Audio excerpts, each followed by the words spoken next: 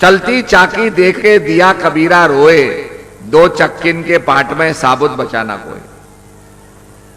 चक्की के पाट में जो दाना आ जाता है वो तो पिसके ही निकलता है। तो कबीरदास जी ने कहा भाई इससे कोई बचने का उपाय है? Is there a way out? Is there a way out? Is there a solution? Is there salvation? तो उनका पुत्र कमाल कहता है, हां पिताजी, चलती चाकी देख के दिया कमाल हंसाए, जो कील से लागे रहे ताको काल ना खाए। चक्की के पार्ट में कील होती है, पिवियट जिसे बोलते हैं, द सेंटर पॉइंट जिस पर चक्की घूमती है।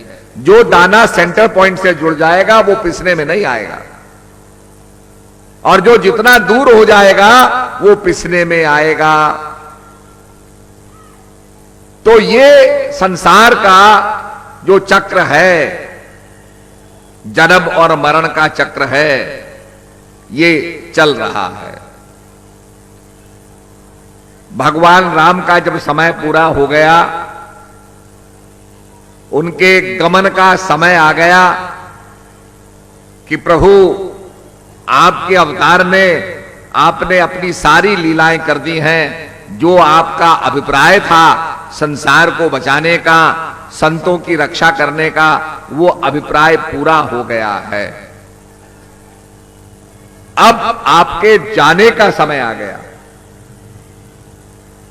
तो भगवान ने कहा मैं समझ गया हूं। प्रभु राम ने कहा जिस काम के हेतु मैं आया था वो पूरा हो गया, अब मेरे जाने का समय हो गया। आप यमराज को कह सकते हैं यमराज आएगा।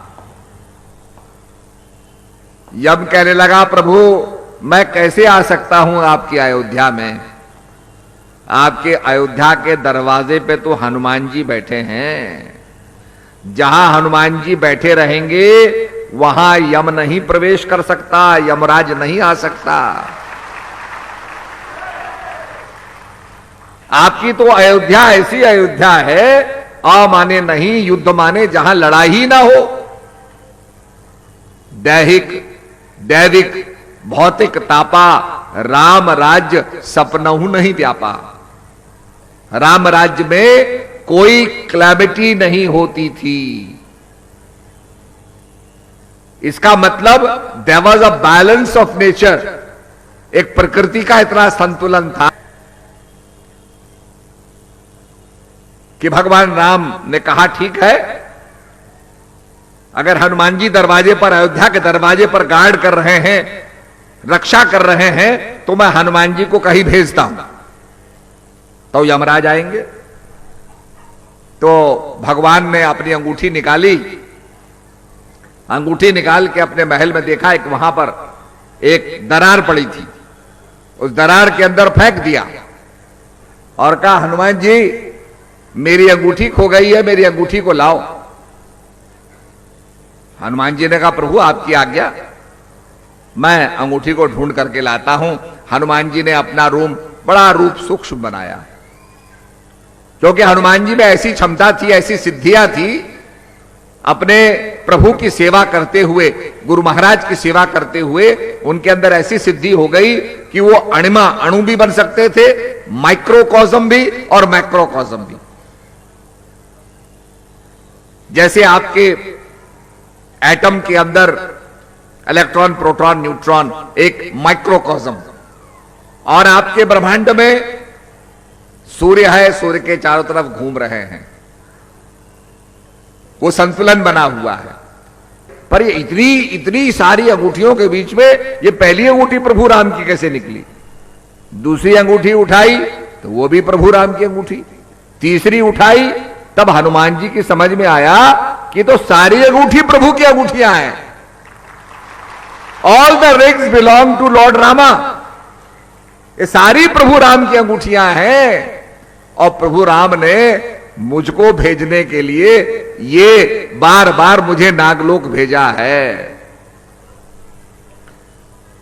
संसार का जन्म होता है, संसार का मरण होता है, इसको प्रलय कहते हैं। संसार का जन्म होती है, प्रलय होती है, एक साइकिल होती है, एक साइकिल को एक कल्प कहा जाता है।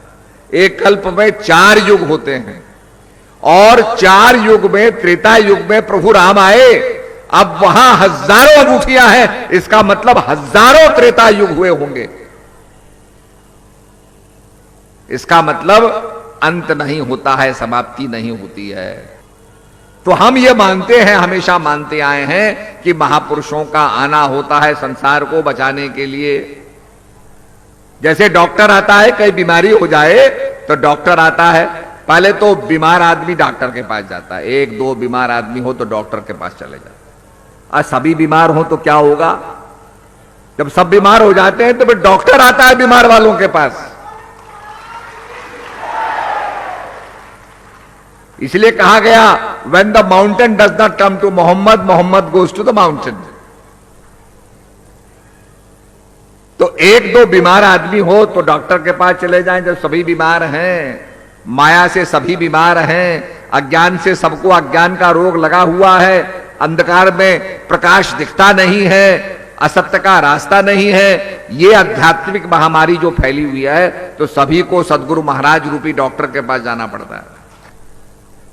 जो इस्लाम को मानते हैं उनकी एक कुरान है, जो बुद्धिस्ट धर्म को मानते हैं उनकी त्रिपिटक है। इस प्रकार से और धर्मावलंबियों की एक एक किताब है। पर हम जो सनातन धर्म को मानने वाले हैं, हमारी एक पुस्तक नहीं है। मैंने कहा इसका कारण यह है, आज से 1400 साल पहले, 1500 साल, 1400 साल पहले हजरत मोहम्मद अलैहिस्सलाम आए। भगवान ने, अल्लाह ताला ने उनको कुरान बख्शी और वो कुरान जनता के सामने आई। 1800 साल पहले, 2000 साल पहले क्राइस्ट आए, उनका जो पूरा विवरण था वो गॉस्पेल में लिखा गया।